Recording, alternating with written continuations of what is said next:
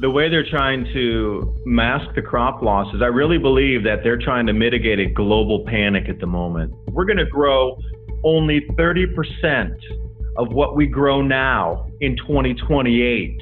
It is truly going to be a reset of society. The reset button has already been pushed. This is a massive amount of food crop losses we're going to be seeing across the planet. And every year from this point forward, it's going to get worse and heavier losses and more expensive food prices. This is going to be the biggest thing that has happened to our planet in 400 years in terms of economy and reset and society and the way we function with each other. Now, how would you control that? Hey friends, Sean from SGT Report. Thank you so much for tuning in. Thanks for returning. Thanks for finding us on YouTube because they're making it almost impossible to do so. So a shout out to my patrons and a very special thank you also to one of this channel's sponsors, Virtual Shield. You know, if you're not using a VPN by now on your desktop, tablet, or mobile device when you browse the internet, you're really exposing yourself to danger, guys. At some point, you have to get a VPN. But what is a VPN? It's a virtual private network that allows you to create a secure connection to another network over the internet. Check it out. I'll show you how this works. You can see me here on my website, thelibertymill.com. I've already installed Virtual Shield. I just go up to this little icon, the shield up there in the upper right-hand corner. I click it, and then I connect to Virtual Shield.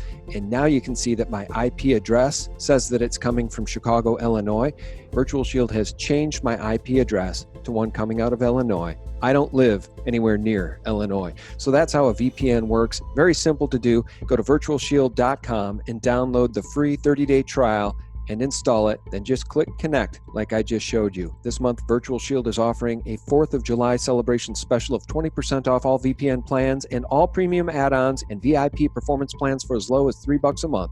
So sign up for your free 30-day trial. Protect your personal data now with a VPN. Try Virtual Shield. I'll leave the link below this video. Boy, I'll tell you what, guys, until this Department of Justice antitrust investigation is over with Google, I don't think we're going to see things get much better. But we ought to see something happen prior to the 2020 election, or these big social media giants are just going to rig it for the Democrats and rig it against President Trump, unfortunately. Guys, I have a very important call here today. I have David DuByne on the line. His YouTube channel is Adapt 2030, and he's doing incredibly important work. Did you guys know that the world may have hit peak food production last year?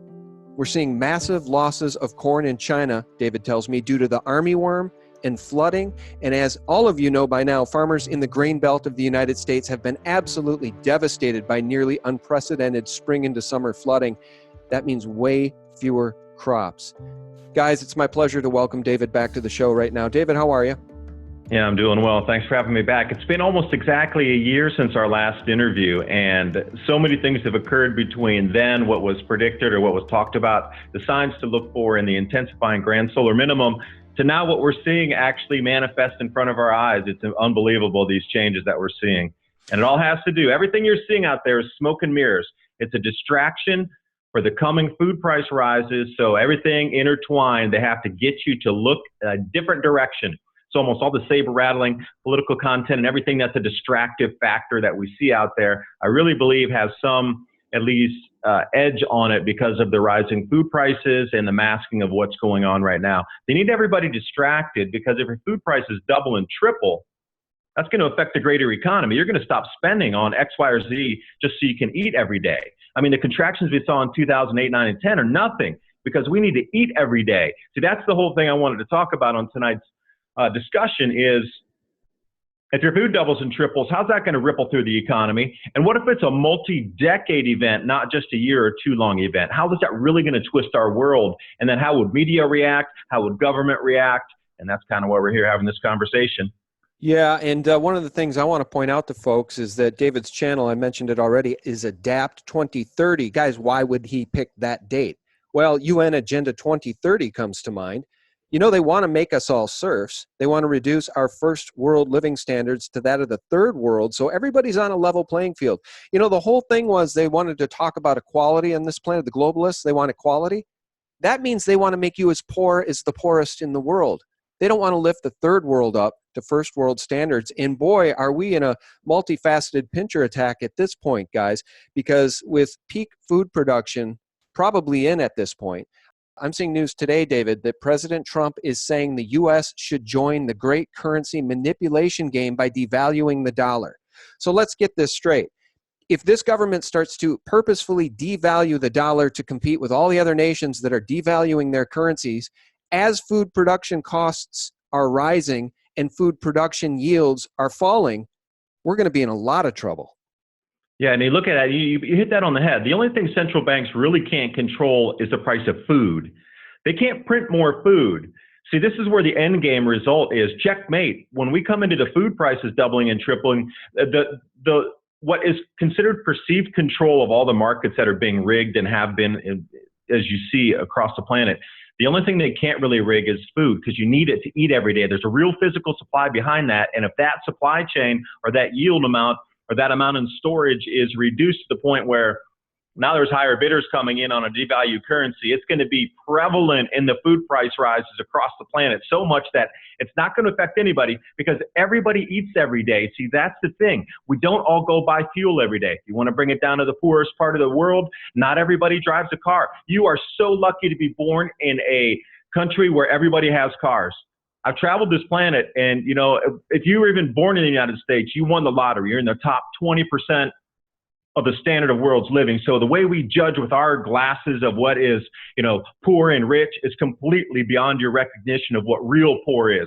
Real poor people across the planet don't buy fuel every day, but they do eat every day.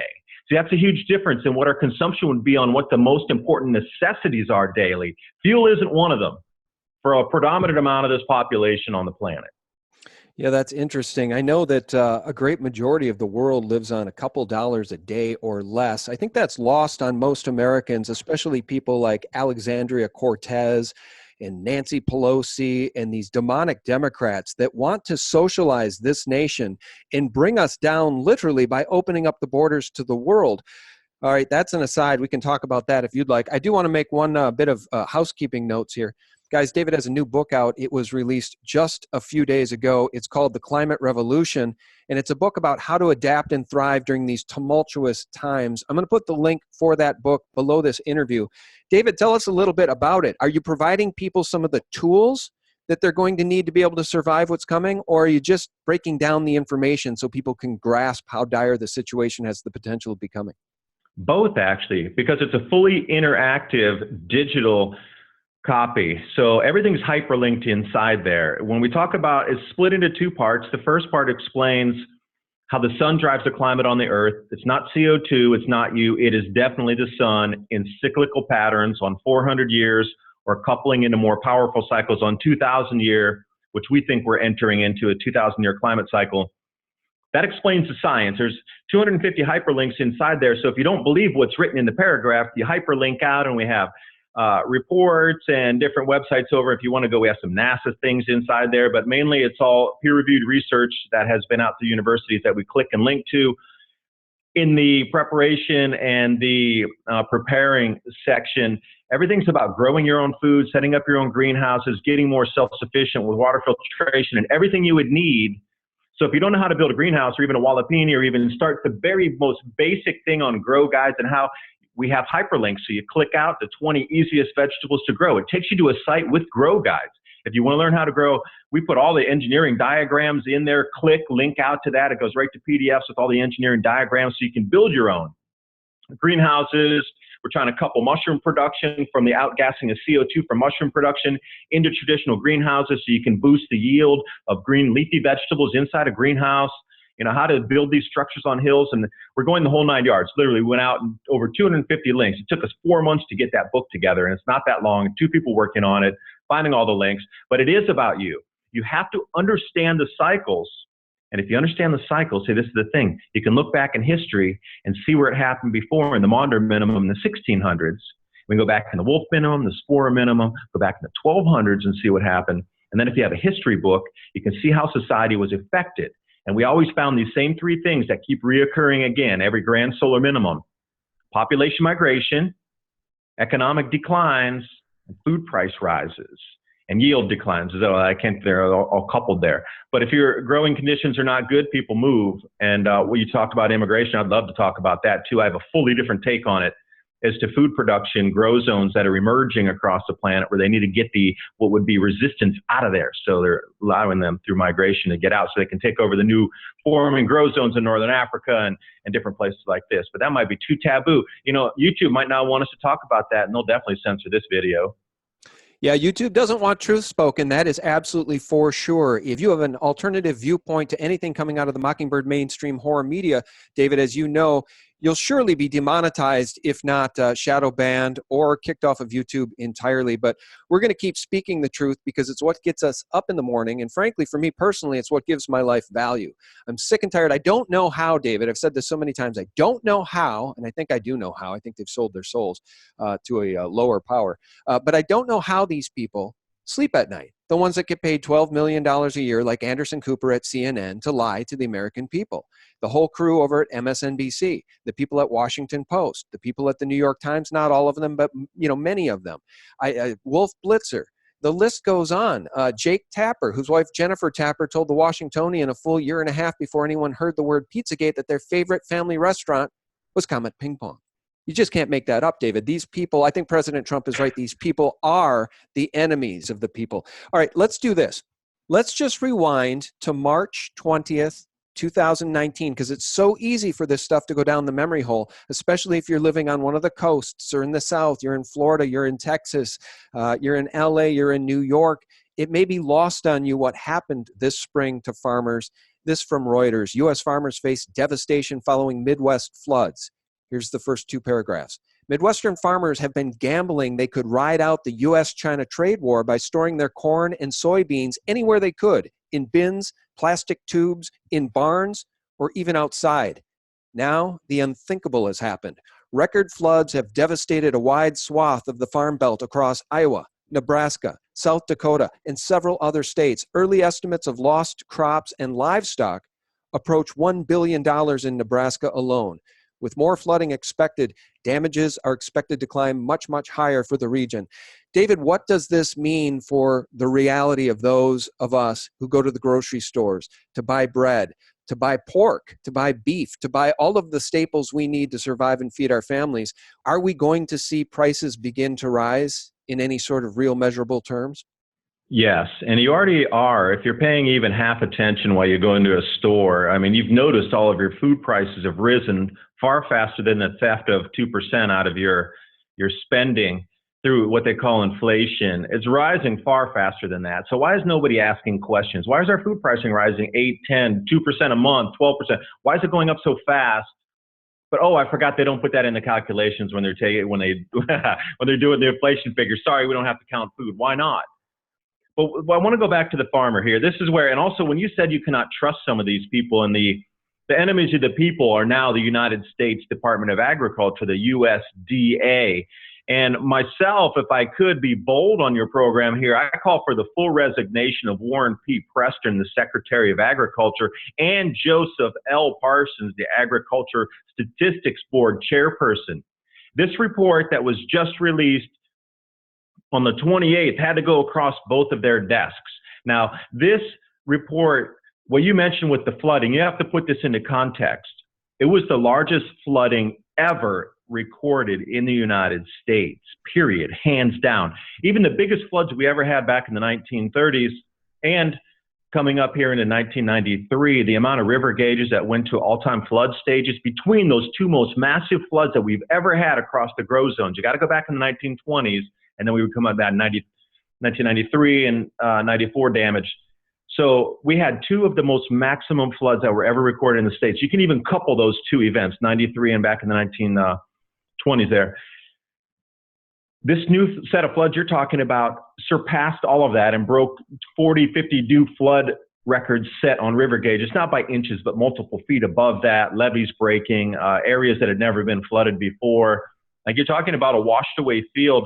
The dams that weren't even over top, they were actually literally washed away. And when you talk about a dam being washed away because of a tsunami flash flood that then collapses interstate bridges further down the stream on a 2-mile wide tsunami, something's wrong there. And the amount of damage, just even if these Secretary of Agriculture would have looked through social media, Twitter feeds, Facebook feeds, what you're reading right there with the regular mainstream media. You would have noticed there was an immense damage to the fields this year, and the yields are nowhere near, they're not going to be anywhere near the 166 or 172 bushels per acre that they're looking for. And the amount of planted acres, I did my own research on it because I've been following it since these very floods you talked about.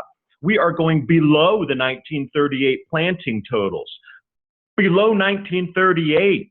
Now, this is on record, and they've also been claiming government crop insurance for what they call prevent plant.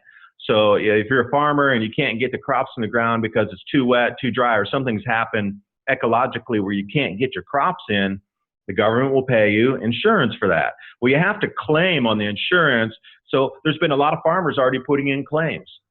Now, how could the USDA know not that we weren't going to? They were saying it's going to increase corn production 2% this year. That is absolutely criminal for them to say such a thing. And then it affected the markets. Now, the secretary, Warren P. Preston and Joseph Parsons, shame on you. You criminals, what you did with this crop report. This affects us with our food prices. This affects us out on the stock market, and the CFTC, you better investigate who had information on this that put those trades in to go the opposite direction on beans and the opposite direction on corn and walked away with billions off this crop report. You talk about dirtiness in-house there. You need to just add right in with the USDA. Criminals. And it went past both of your desks, and you didn't sign off and even say, hey, we need to pull back and take a look and see what the real numbers were.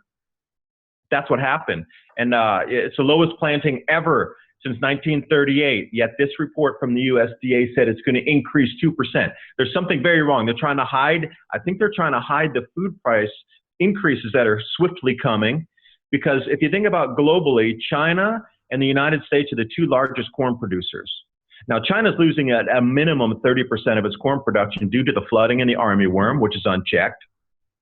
Then we have the United States losing, it's going to go down below 58 million acres planted. So we're looking at a good, 30% cut at the minimum off of U.S. corn production.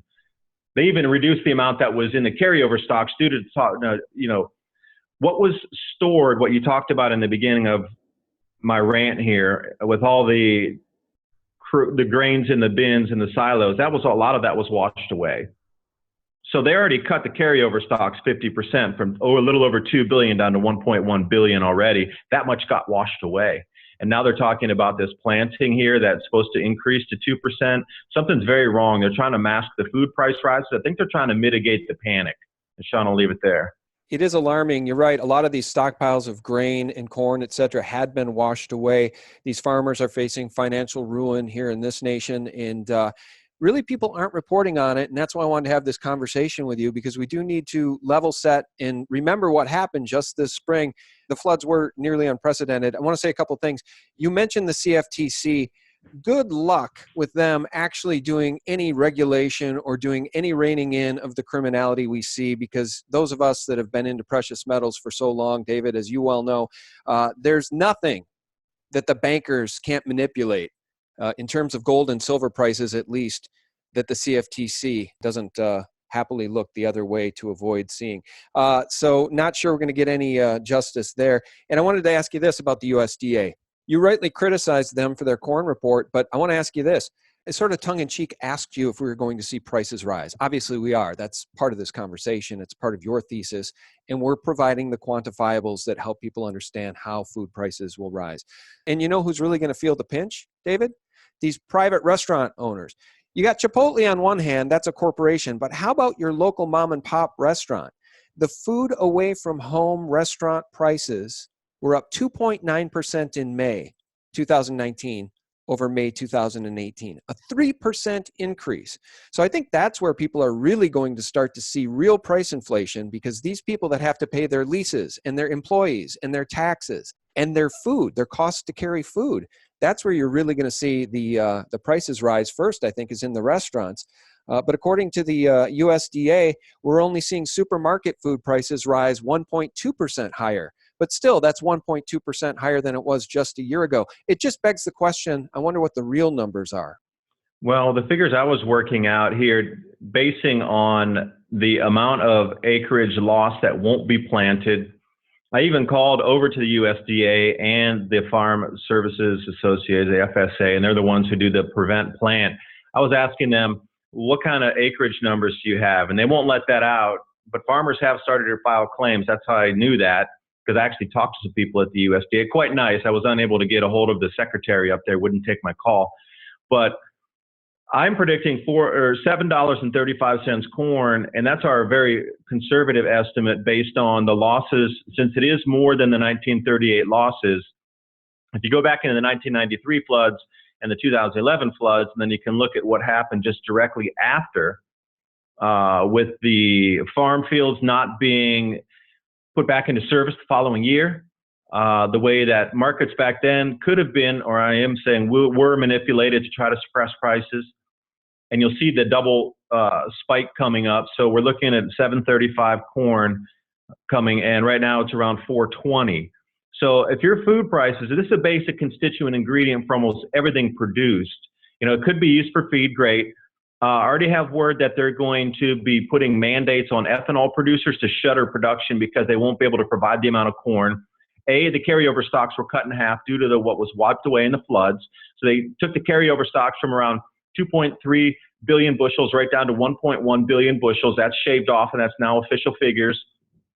And what's coming out of the fields literally is not going to be enough to even support humans and factory production and exports. They're going to have to cut something. So they decided to cut ethanol production first. So they're going to be shuttering these plants. They're putting in, and watch this, Trump or somebody along the way is going to put in new legislation to shut down. They're just not going to have, they're going to have to ration corn into the ethanol producers. That's the level we're at. And for the USDA to come out literally and say, wait a second, we're going to rise 2% when they had all this other information there. The only way I can see it is now governments are involved to try to mask the food price rises to stave off a global panic, because when people freak out and they understand that their food prices are going to rise indefinitely, they're going to run to the stores and they're just going to start buying an enormous amount of stuff. This is going to have, push and pull on the supply chain, not going to be as much money in the bank. And this is what I really believe is they're trying to stave off the panic. They don't care about you dying of food or starving to death. They don't care about that. What the people in control currently care about is keeping the paradigm intact and keeping this fractional reserve system floating as long as they can. Because if you start to know what I know and what we put in the book and what's out in the real public, if you see the food figures coming out of China and the United States, and Australia is now a wheat importer. They used to be wheat exporters, but now they're wheat importing. Look at it on the record. Australia became a net wheat importer this year. South Africa is completely offline due to politics. You take a look around different parts of the world, what's happening, everybody grabbing different zones of the planet. It's all about food. Your spending habits are going to shift.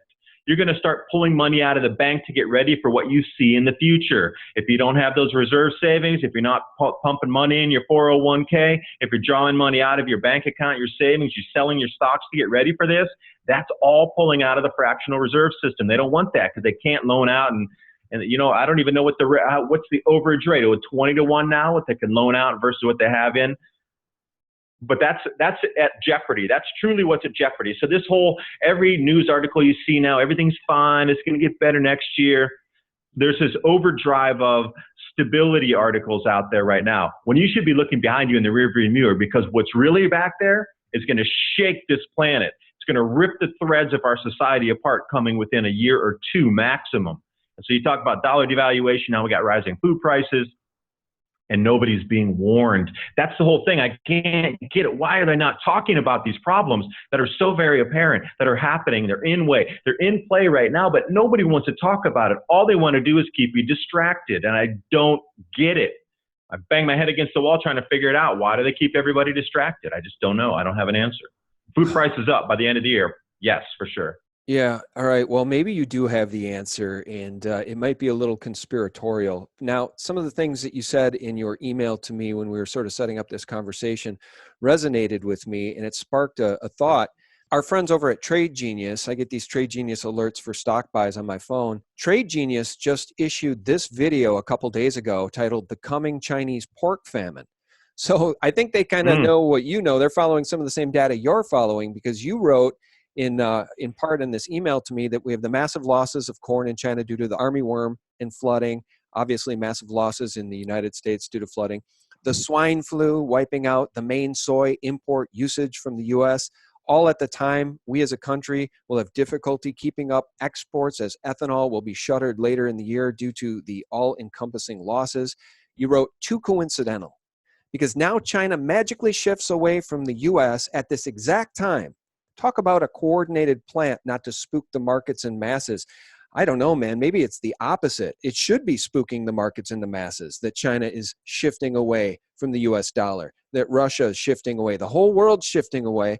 And I guess all we have left to enforce the dollar and the usage of the dollar is the barrel of the gun, the military. I mean, these are scary times if you're awake and you're really looking at the data. I mean, God bless President Trump to the degree that he's not the witch in the White House that would have destroyed this country by now. We'd probably be in World War III.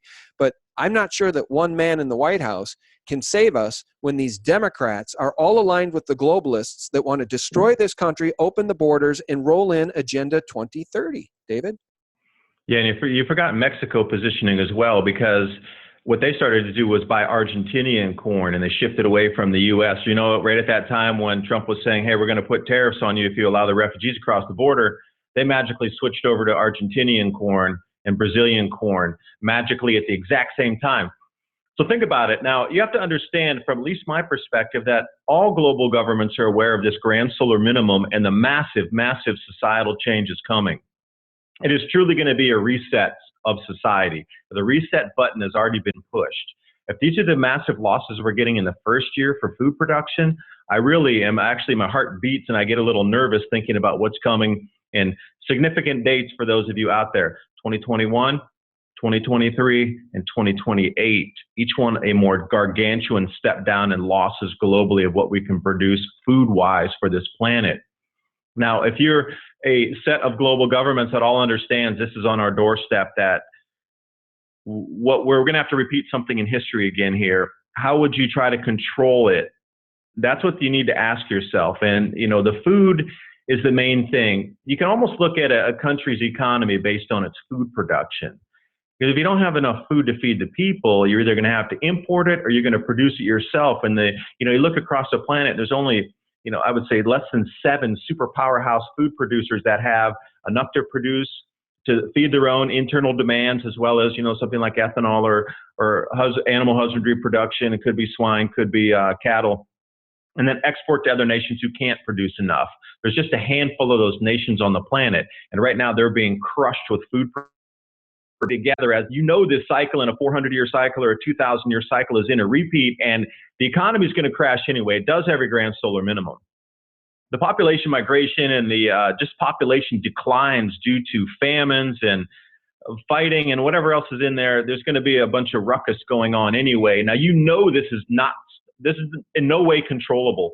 How would you at that point try to transition the society from what we all grew up as, this normal, stable society where we had food every day, the economy was intact, into something where we're going to grow only 30% of what we grow now in 2028. You got to understand that. If we had 100 tons now, we're only going to be able to grow 30 tons by 2028. This is a massive amount of food crop losses we're going to be seeing across the planet. And every year from this point forward, it's going to get worse and heavier losses and more expensive food prices. Now, how would you control that? It's a lot to take in, isn't it? Because we try so hard to see our cup as half full here. And we all know, we've known for a very long time, that we have our backs up against the wall because the elite families that control this planet are not benevolent dictators. They're malevolent dictators. We don't want dictators at all. We just want our Bill of Rights, our sovereignty. We want to be left alone to run our own lives, grow our own food, raise our own kids, chemical-free, right? Vaccine damage-free. And these people will have nothing of it. Richard Pan over there in California introduces SB 277, mandatory injections, mandatory vaccines for kids. Parents can't say no. State-sponsored needle?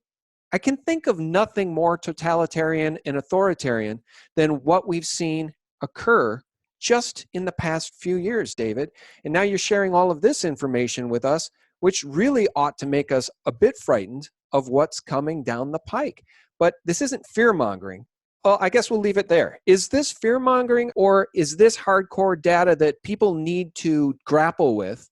And if they don't, they choose not to at their own peril. Well, no, it's not. I'm just pointing out that these cycles recur and they're mappable. And we know another one's here now. We know what's happened in the past.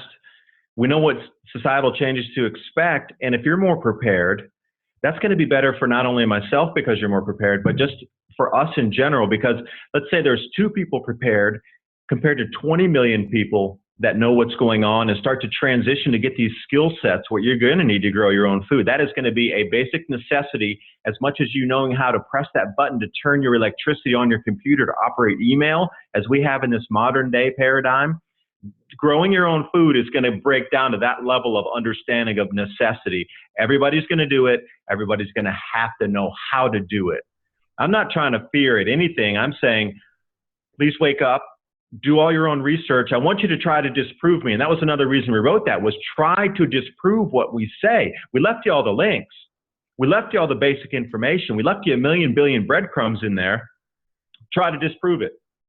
We want you to do the research, because that way you can start to come at it and go, wow, I never heard about this. Wow, you might have found a different site that we're not referencing in there. It's about you doing your own research to see, why is there so much control being put over us at this point? Why was that police state unveiled in 9/11? Now the light bulb goes on in my head and says, it was never about terrorism. It was about the point we're reaching right now when they're going to need to control the masses in the entire civilization, because everybody's going to be rioting over food in the cities and really it's going to change drastically just the availability of food or not. And when the first 10% of any population, doesn't matter what country you are, XYZ country, when the bottom 10% get priced out of the market, even if they have government assistance, if they cannot eat, they're going to the streets. And it's quickly going to be followed by a fair few people who just support it. But if the food prices rise yet again, that's going to add another 5-6% on top of that. And if you have even 15% of your country out there in food riots daily, you're going to need a police state to control it. Now, how do you unveil a police state without spooking everybody, without having people ask a lot of questions and say, well, why are there more cameras? Why are there militarized police? Why is all this happening? Well, 9/11 makes perfect sense. See, nobody's questioned it until now, but I really firmly believe it has something to do with the future that we have entered and we are entering, getting deeper into from this point forward.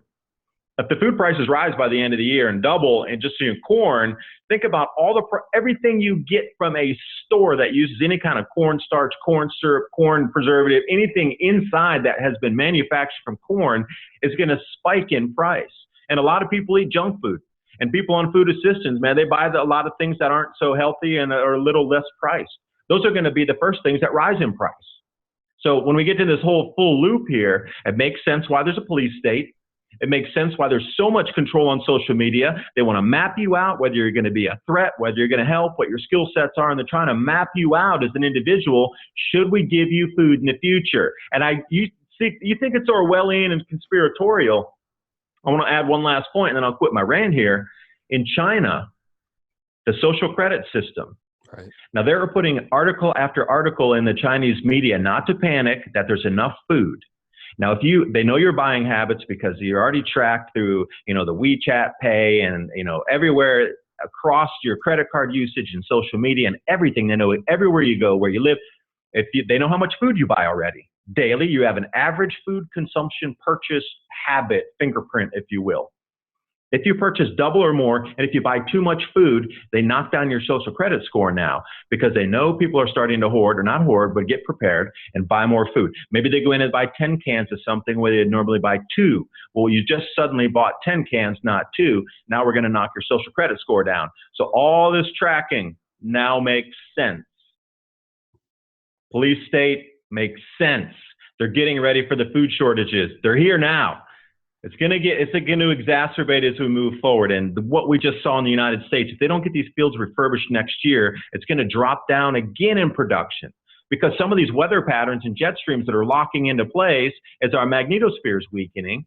The cloud cells are moving into different formations, different areas on the planet. We got an enormous amount of volcanic eruptions ejecting ash up 85, 90,000 feet. There were 3 of those just last week.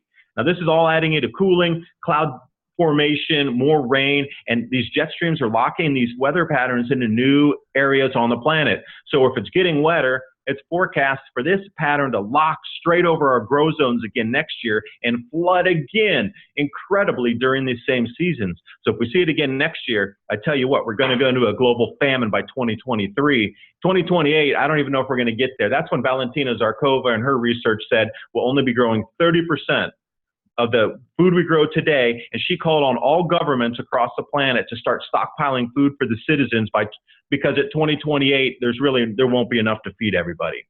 So you can start to see and draw it all back down the funnel to the beginning drip point, which is the grand solar minimum and the global food reduction, peak food. Yeah, and I guess this brings us full circle. You know, you mentioned the meltdown of societies when food becomes inaccessible, and we have real-world examples of that right now. People can go and look at, watch the videos on YouTube. They're quite horrifying. We see what's going on in Venezuela. Guys, Argentina is facing 40% inflation this year, 40%. So as we see President Trump say, maybe we should start to embrace the devaluation of the U.S. dollar in a race to the bottom between China and everybody else, this is a slippery slope into the abyss because, again, it's a multifaceted pincher attack, right? The dollar drops in value as food prices are rising. Oh my God, it's a horror show. So you know what, guys, one thing you could do to support this channel, SGT Report, and help yourselves is to go to mypatriotsupply.com and you can save 45% today on 2 weeks of food storage or upgrade to a 4-week food supply. It's the best deal in the business. 16 food varieties with up to 25-year shelf life, ships directly to your door. I'll leave the link below this video, mypatriotfoodsupply.com/SGT report. David, your book, The Climate Revolution. I think that's really important for people to take a look at. I'll leave the link below the video for that too. It's about how to adapt and thrive during these tumultuous times, guys. And David, I think we can both agree that you've just described in this conversation some very tumultuous times ahead. And I would agree with long-term food storage. I know My Patriot Supply as well. Anything that you can get for long-term food storage, whether you buy it from a company that already has it packed in Mylar bags as such, or you actually buy the Mylar bags yourself and learn how to put the oxygen packs in there, go out to your store, know where the bulk bean section is, learn how to sprout, learn how to take some of those sprouts that you didn't eat and turn them into full-grown plants that can then return the seeds to you. But whatever you do, you need food, and you need food to stay fresh for a longer time. Now, you're going to have to learn how to do that. It's not something you can just drop into in 2 seconds. You're going to have to watch videos, watch books, learn, buy products that are already packed so you can see at least what it looks like when it's packed into a long-term, storage box or packet, so you know at least what it looks like and what you can do and accomplish yourself with a simple vac and a sealer. These are the types of things we talk about in the book that we're going to really need to do for real life here. This is no longer like, thinking about what we're doing. You're going to have to start implementing this right now. And also, you talked about the slippery slope of currency devaluations and currency fiat problems. Well, see, that's one of the things with this grand solar minimum. 100% of these, there's always a currency collapse due to people migrating because they can't physically live in a place anymore. We're so lucky to have power grids now, but you have to think about in the 1600s, the 1200, 800 AD, something like 400 AD. When we go back in time, they didn't have the luxury of power grids. So if it became too brutally cold, you couldn't live there. You'd have to leave. And a perfect example is up in Norway during the Maunder minimum. Thriving communities, coastal, but too much sea ice would come in every year and it blocked off the port deliveries. They couldn't even get their supplies. So they found out in like 1710 when people went back up north again into places, northern Sweden, you get up places in Norway, that the cities had emptied out 90%. So think about that in the debt system. If a city empties out 90%, where's the valuation on anything? There's no way to pay back the debt. That's gone.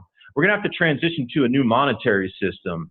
Like everything in terms of like the value of debt and holding and what you could do with real estate and bonds and for the future, there will be no future for this.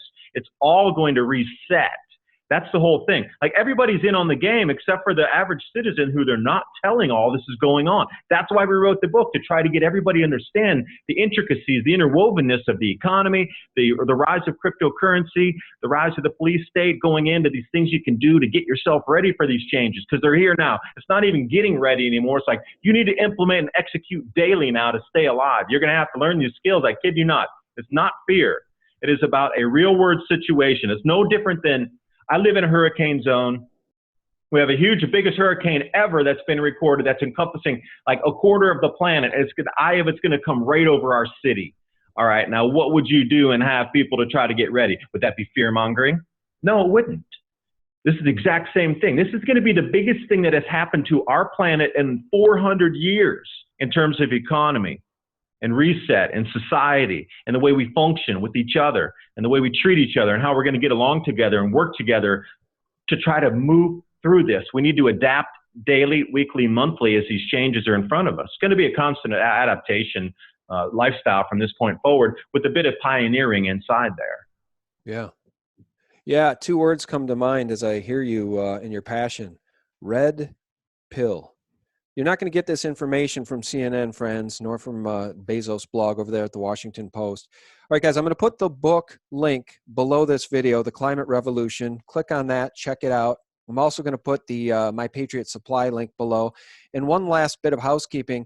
For those of you that want to take a bite out of Google, and for those of you who already have by downloading the Brave browser, thank you. I mean, we got to take the fight to Google. Why use Google Chrome when it spies on you and when Brave doesn't spy on you and it's more than 2 times faster? And you can earn basic attention tokens, credits for using Brave, which you can pay out as tips to the content providers you like the most. It's an absolute win-win. So download the Brave browser for those who already have and didn't successfully install it. Just re-download it. The link is below this video. Install it and use it for 30 days. I promise you, you'll never go back to Chrome. Brave even has a built-in ad blocker, which works automatically, or you can disable it and then get paid even more basic attention token for suffering through a few ads here and there. But it's all about choice, David. All we ask for as Americans is choice. Not our right to choose to abort babies, but our right to choose to live free, unencumbered by the tyranny of big government and big globalists like George Soros. And I agree with just about everything you said here. You've certainly got the data to back up what you've said. And with UN Agenda 2030 coming into view, I think the name of your YouTube channel is quite adept. Guys, that YouTube channel is Adapt 2030. You can also catch mini Ice Age conversations with David DuByne on iTunes and Stitcher. And our guest has been David DuByne. David, thanks so much. And if I could just wrap off with one single thought in 30 seconds or less. It's really quirky how Facebook just comes out with its new token to get the masses to start to think about adopting cryptocurrency, to understand what cryptocurrency around for how long, almost a decade, and suddenly this year is when they roll it out. This is the same year that the transition is starting, with all of the currencies and the fiat's going to start to fail because of rising food prices that are uncontrollable. Yeah, that's right. They need a Facebook. They need a Facebook for the full global adoption start point.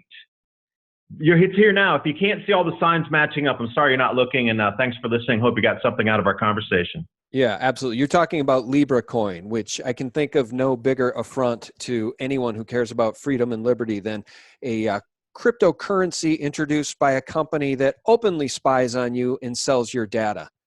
It's just disgusting, but that's what we're up against. New World Order people like Zuckerberg and Bezos at Amazon, and Bill Gates, the eugenicist over there, former Microsoft CEO, whose father was the head of Planned Parenthood. Guys, you just can't make this stuff up. Again, if we had benevolent dictators as opposed to the malevolent ones, this world could be an Eden. But that's not what they want. They want to defile creation, and they want to put an end to Eden. They want to put an end to all of us. Boy, sorry to get so dark, but I think that's the fact. Red pill, baby, red pill. This has definitely been a red pill conversation with David DuByne. David, thanks, man. Talk to you next time. All right, guys, and thank you so much for tuning in. You know how much we appreciate it. All the links I mentioned will be in the more information section below this video. A thanks to my patrons who are keeping us in the fight as YouTube and Google literally try to strangle us and silence us and prevent anyone from finding us. Thanks so much to my patrons, and thanks so much to all of you. If this information resonated with you, please do share it. Share the link to this video within your sphere of influence on social media. We can all help wake up others. I've always said you can't wake up others. They have to choose to wake up on their own, but certainly this information can help nudge people in the right direction. And guys, for Real News 24/7, visit us at sgtreport.com, the antidote to corporate propaganda. God bless you all. Bye-bye. I think that's part of the problem we have as just a society. We're all being pulled in so many different directions that we have to rely on these different authority sources who, are supposed to be bringing us the news. And that's what's gotten us into the situation, is that we can't trust those people.